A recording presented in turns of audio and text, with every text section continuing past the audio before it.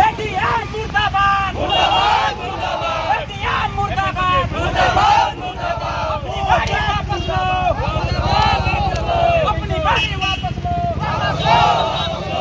ATM मुर्दाबाद मुर्दाबाद जो तो लाइव चला एटीएम मुर्दाबाद मुर्दाबाद मुर्दाबाद एटीएम मुर्दाबाद मुर्दाबाद मुर्दाबाद गो बैक एटीएम भारत के राजपत्र संविधान शासनादेश के विरोध में बयान देने वाले अपर जिलाधिकारी मुर्दाबाद मुर्दाबाद मुर्दाबाद अपर जिलाधिकारी वापस जाओ आदिवासी जनजाति विरोधी बयान देने वाले अपर जिलाधिकारी मुर्दाबाद मुर्दाबाद मुर्दाबाद आदिवासियों की जाति बदलने का षड्यंत्र करने वाले अपर जिलाधिकारी मुर्दाबाद मुर्दाबाद मुर्दाबाद अनुसूचित जनजाति का जाति बदलने का षड्यंत्र करने वाले अपर जिलाधिकारी मुर्दाबाद मुर्दाबाद मुर्दाबाद अपर जिलाधिकारी होश में आओ होश में आओ होश में आओ संवैधानिक बयान वापस लो वापस लो वापस लो इनकलाब जिंदाबाद जिंदाबाद जिंदाबाद अपर जिलाधिकारी मुर्दाबाद मुर्दाबाद मुर्दाबाद अपर जिलाधिकारी मुर्दाबाद मुर्दाबाद मुर्दाबाद अपर जिलाधिकारी मुर्दाबाद मुर्दाबाद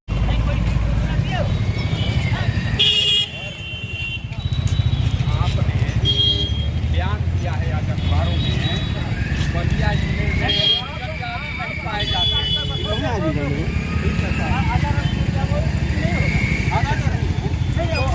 नहीं यहाँ मनियर में कैसे ये चेयरमैन हो गए ठीक है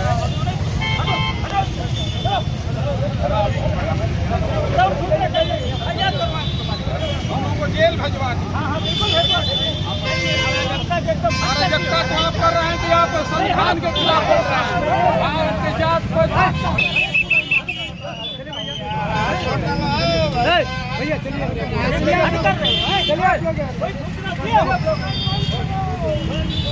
भाई भाई आप आगे सूचना दोगे कि हमको ये काम करना है ये लोग सर अभी ये जो पुतला चलाया गया नहीं बता एटीएम का जो पुतला जलाया गया इसको कैसे देख रहे हैं? ये कोई बात होती है कोई सूचना हो तो वही कर दो आप जातियों कौन की जाति बदलने की प्रयास कर रहे हैं षड्यंत्र कर रहे हैं तो तुम जो चाहो वही कर दो आप कानून के खिलाफ काम कर रहे हैं अनुसूचित जनजाति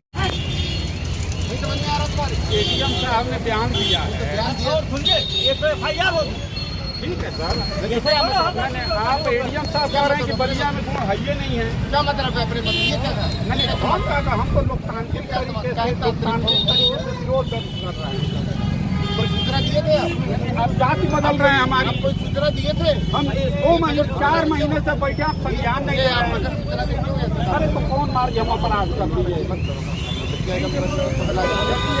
हमको खत्म अस्तित्व ही मिटाने लगे हैं चलिए ठीक हो अस्तित्व मिटा रहे हैं कि बलिया में गुण है ये नहीं है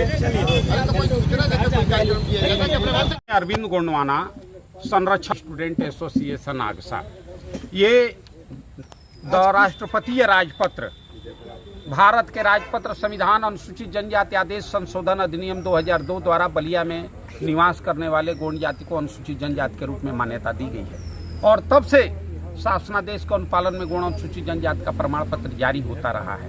अभी आप देख सकते हैं मनियर नगर पंचायत उपचुनाव जो अनुसूचित जनजाति महिला आरक्षित था और वहां पर 4 गोंड महिला जाति के लोगों ने पर्चा भरा जिसमें भाजपा की गोंड श्रीमती बुचिया देवी गोंड जी विजयी हुई जिन्हें जिला प्रशासन द्वारा शपथ भी दिलाया गया। और वहीं आज हमें समाचार पत्र के माध्यम से यह पता चला कि अपर जिलाधिकारी अनिल कुमार जी यह कह रहे हैं कि बलिया में गोंड जात नहीं पाए जाते।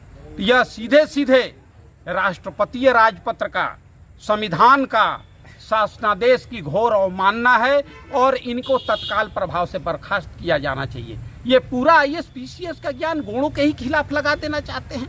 जब बलिया में गोंड नहीं, यहाँ हनुमानगंज की ब्लॉक प्रमुख सम्मानित महिला गोंड ही एक प्रतिनिधित्व कर रही हैं। 53 प्रधान, 53 बीडीसी और 2 जिला पंचायत सभासद, चेयरमैन, 729 सीटें अनुसूचित जनजाति के लिए आरक्षित। भारत सरकार की जनगणना 2011 के अनुसार बलिया जिले में जनजातियों की संख्या 1,11,000 समथिंग है और आज़ादी के पूर्व भी भू राजस्व अभिलेखों में स्पष्ट रूप से गोंड लिखा है।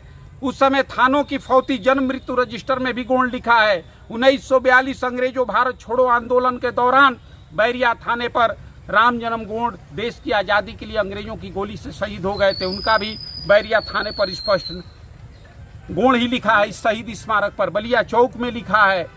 और ये सारे रिकॉर्ड हम तो जिला प्रशासन को ये चैलेंज देकर कहना चाहते हैं कि किस आज़ादी के पहले के किसी भी अभिलेख में आप दिखा दीजिए कि बलिया में गोंड नहीं है। हर जगह है। अंग्रेजी जमाने में हम गोंड थे तो आज़ाद भारत में हमारी जात नहीं बदल सकती। और ये अपर जिलाधिकारी के बयान के खिलाफ हम लोगों ने उनका पुतला दहन टीडी काले चौराहे पर किया है और अपना विरोध दर्ज कराया है। और हम प्रदेश सरकार से मांग करते हैं कि असंवैधानिक भारत के राजपत्र के खिलाफ, राष्ट्रपतीय राजपत्र के खिलाफ बयान देने वाले अपर जिलाधिकारी को तत्काल प्रभाव से निलंबित किया जाना चाहिए। इनके ऊपर SC/ST उत्पीड़न एक्ट का मुकदमा कायम किया जाना चाहिए।